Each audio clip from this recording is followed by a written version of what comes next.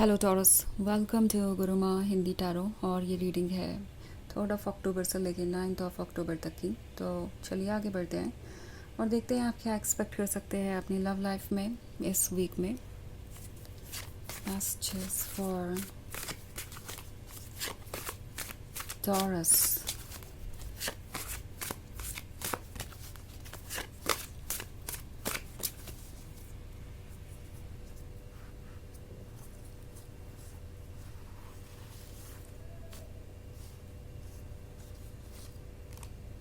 The world, queen of grails, 6 of Scepters, 7 of Scepters and 9 of Grails।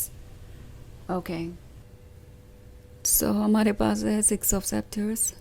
6 of Scepters है किसी victory के बारे में एंड लगता है जैसे ये पर्सन ऐसा फील कर रहा है कि वो फाइनली कुछ अचीव कर चुके हैं और ये जो भी चेंजेस आ रहे हैं आप दोनों के बीच, वो चेंजेस एक्चुअली कोई ज़्यादा असर लाने नहीं वाले। आई थिंक ये आप दोनों के कॉम्प्लिकेटेड रिलेशनशिप के बारे में बात कर रहा है, जहाँ कोई आपको डोमिनेट करने की कोशिश कर रहा हो सकता है, कोई आपको ये फील करा रहा हो सकता है कि उन्हें अपने गलतियों को मानने की ज़रूरत ही नहीं है क्योंकि उनकी कोई गलती ही नहीं है। ओके, रेड फ्लैग्स को जस्टिफाई कर रहे हो सकते हैं और अपने अंदर बदलाव नहीं लाना चाहते, बार बार सेम मिस्टेक रिपीट कर रहे हो सकते हैं और आपका पेशेंस टेस्ट कर रहे हैं।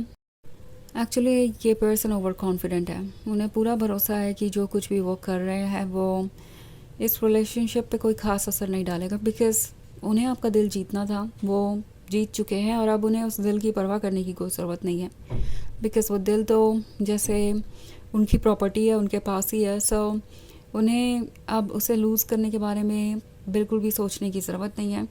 उन्हें लगता है कि अब वो फ्री है, जो चाहे वो कर सकते हैं। एक बार अगर आपके साथ रिलेशनशिप में आ गए तो अब बाकी सारी टेंशन आपकी है। इस रिलेशनशिप को पॉजिटिव बनाए रखना, अच्छा बनाए रखना, ये उनकी ज़िम्मेदारी नहीं है बल्कि आपकी ज़िम्मेदारी है, बिकॉज़ वो तो अपना पार्ट पूरा कर ही चुके हैं। लाइक जो भी रिस्पॉन्सिबिलिटी उनकी थी वो बस यहीं तक सीमित थी कि वो आपका ट्रस्ट जीते और आपके साथ रिलेशनशिप में आए। इसके बाद तो आप पे सब डिपेंड करता है और इस रिलेशनशिप को बनाए रखना वो आपका स्ट्रेस है, बिकॉज़ आपको एक्चुअली लकी महसूस करना चाहिए कि वो आपके साथ रिलेशनशिप में है। ये पर्सन अपने बारे में कुछ ज़्यादा ही स्पेशल सोचता है और उन्हें लगता है कि वो किसी तरीके से आपसे बेहतर है एंड आपको ग्रेटफुल होना चाहिए कि वो आपके साथ रिलेशनशिप में है। या फिर ये हो सकता है इनकी इस गलतफहमी के बारे में कि आपके इमोशंस आपकी वीकनेस है और आपको ग्रेटफुल होना चाहिए कि वो आपके साथ रिलेशनशिप में आने के बाद आपको छोड़ के नहीं जा रहे, बिकॉज़ अगर वो आपको छोड़ के गए तो आपकी कंडीशन बहुत बुरी होगी, आप कभी इस पेन से बाहर नहीं आ पाएंगे, आप उनके लिए तरसते रहेंगे। सो ये पर्सन कुछ इसी तरीके से इस वक्त इस सिचुएशन को देख रहा है। उन्हें लग रहा है वो जो कर रहे हैं अच्छा कर रहे हैं और सब उनके कंट्रोल में है।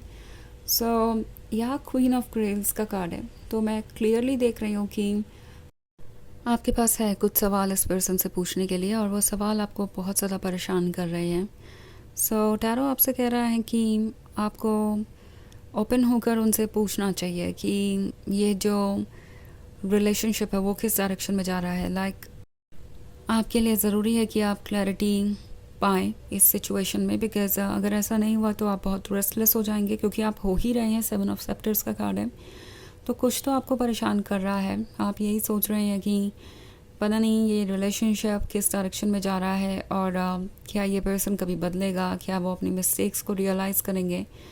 तो अगर आप इतना ज़्यादा रेस्टलेस फील कर रही हैं, कोई चीज़ आपको बार बार परेशान कर रही है, तो डेफिनेटली ये साइन है यूनिवर्स का कि आपको इस चीज़ को एड्रेस करना पड़ेगा। आपको ओपन होकर अपने सवालों को पूछना चाहिए, बिना इस बात की परवाह किए कि आपके सवाल के बारे में कोई क्या सोचेगा, आपके कही हुई बातों को कोई कैसे इंटरप्रेट करेगा, कौन इससे हर्ट होगा, कौन इससे खुश होगा। बिकॉज़ अभी तक आप बहुत कुछ सोचते आए और इसी की वजह से शायद आपने बहुत सारी बातें अपने मन में ही रखी है। बट अपने साथ जस्टिस करना ज़रूरी है और ये डिसाइड करना ज़रूरी है कि आपको क्या सही लगता है आपके लिए बस आपका ही जजमेंट इम्पॉर्टेंट होना चाहिए। लाइक आपकी सोल की आवाज़ ही इम्पॉर्टेंट होना चाहिए।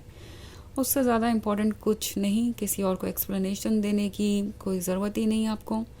ऑल्सो द वर्ल्ड का कार्ड है, तो वर्ल्ड चेंज को दर्शाता है और वो चेंज आना ज़रूरी है। 9 ऑफ ग्रेल्स का कार्ड है, तो डेफिनेटली ये कनेक्शन बहुत ज़्यादा अमेजिंग हो सकता है। आपको ऐसा लगेगा कि ये पर्सन ही आपके लिए परफेक्ट है, आप एक दूसरे के लिए बने हैं और इस रिलेशनशिप को आप भूल नहीं सकते। But at the same time tarot आपसे कह रहा है कि जो चीज़ें आपके सामने हो रही है उसे भी इग्नोर करना ज़रूरी नहीं है। वो चीज़ें जो आपको हर्ट कर रही हैं, वो चीज़ें जो आपको डाउट करने पे मजबूर कर रही हैं, उसके बारे में सोचना ज़रूरी है। ओके, तभी जाके आप आगे बढ़ सकते हैं। तो इस पॉइंट पे अपने अंदर की आवाज़ को प्रायोरिटी दीजिए और जो आपको ठीक नहीं लग रहा उसे रिमूव करने पे अपनी सारी एनर्जी फिक्स कीजिए। द वर्ल्ड का कार्ड चेंजेस के बारे में है, जो चेंजेस बहुत मुश्किल हैं, ओके, बट इम्पॉसिबल नहीं है। और इस चेंज को लाने की एनर्जी आपके अंदर है, स्ट्रेंथ आपके अंदर है। तो चलिए आगे बढ़ते हैं। बस ये एक जनरल रीडिंग है, तो ये सबसे रेजोनेट नहीं करेगी। एनर्जी रिवर्स हो सकती है अगर आप क्रॉस वॉचर हैं।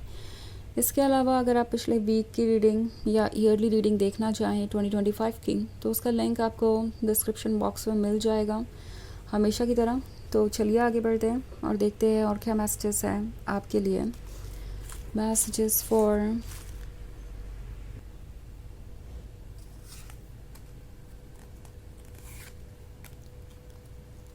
Taurus, the Fool, the Star, Queen of Scepters and the Lord of Skulls.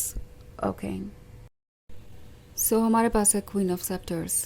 Tarot आपको याद दिला रहा है कि आप कौन हैं। आपकी सोल चाहती है कि आप रिकग्नाइज़ करें कि आप कितने प्रीशियस हैं, आप गॉर्जियस है, आप कॉन्फिडेंट है और आप इस तरीके का ट्रीटमेंट तो बिल्कुल भी नहीं डिज़र्व करते। सो अपने वर्थ को पहचानिए, उस पर्सन को याद कीजिए जो आप थे इनसे मिलने से पहले, बिकॉज इनके इस बिहेवियर ने आपके सेल्फ एस्टीम को हर्ट किया हो सकता है और अब आप अपने ही बारे में सोच रहे हैं कि क्या आप इस काबिल नहीं कि वो आपके लिए एफ़र्ट करें या सीरियसली सोचें इसके बारे में।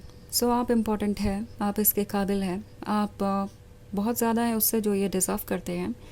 पर इस पर्सन के अंदर कुछ मिसअंडरस्टैंडिंग्स है और इसकी वजह से ये रिलेशनशिप टॉक्सिक हो गया है।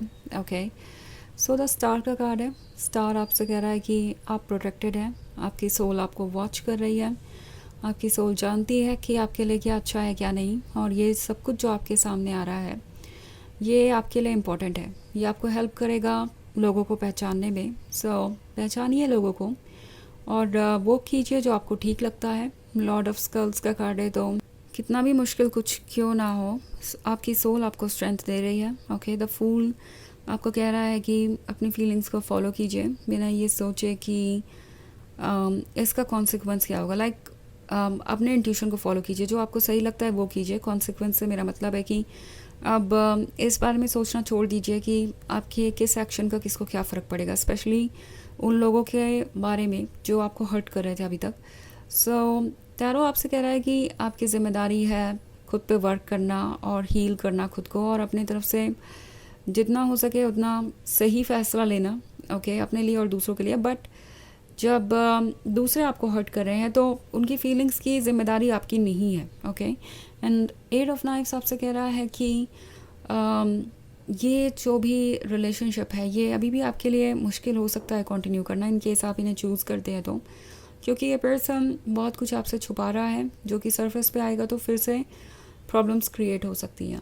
तो चलिए देखते हैं आपके लिए ऑरेकल मैसेज क्या है।